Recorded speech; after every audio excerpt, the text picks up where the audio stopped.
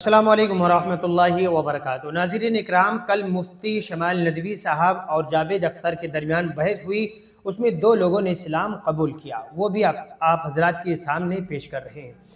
ناظرین اکرام، جیسا کہ آپ لوگوں کو معلوم ہوا، کل ڈیبیٹ تھی، مناظرہ تھا۔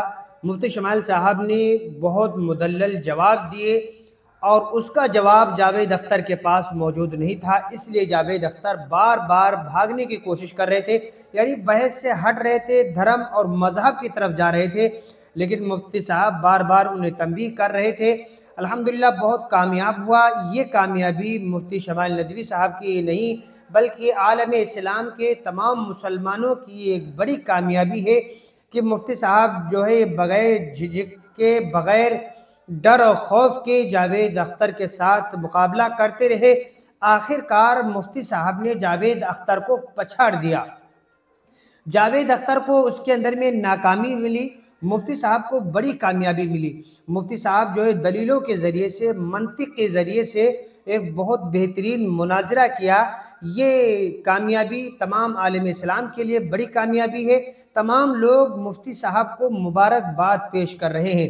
اس کے دوران کل جو یہ لائیو چل رہا تھا، اس لائیو کو دیکھتے ہوئے دو لوگوں نے کہا کہ ہم اسلام قبول کر لے رہے ہیں۔ پہلا جو ہے وہ ایان 08 ہے، انہوں نے بھی کمنٹ کیا تھا، وہ کمنٹ بھی آپ حضرات دیکھ سکتے ہیں۔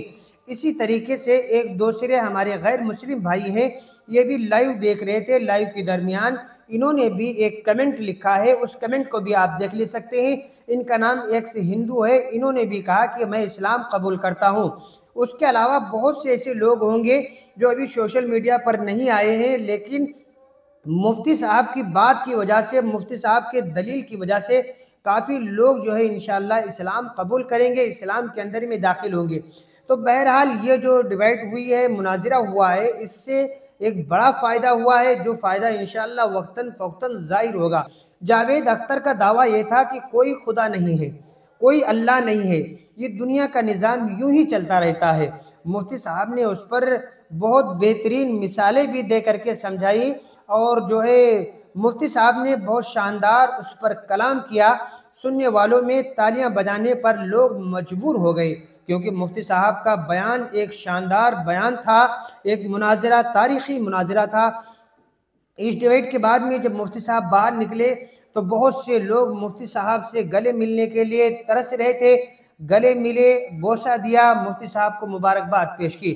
ہم بھی اپنی طرف سے، اپنے تمام دوست احباب کی طرف سے مفتی صاحب کو مبارکباد پیش کرتے ہیں، دعا کرتے ہیں اللہ تعالیٰ مفتی صاحب کو سلامت رکھے۔ ناظرین اکرام، اس کے متعلق آپ کی کیا رائے ہے؟ آپ ہمیں بھی کمنٹ باکس میں ضرور بتائیں۔ السلام علیکم ورحمۃ اللہ وبرکاتہ۔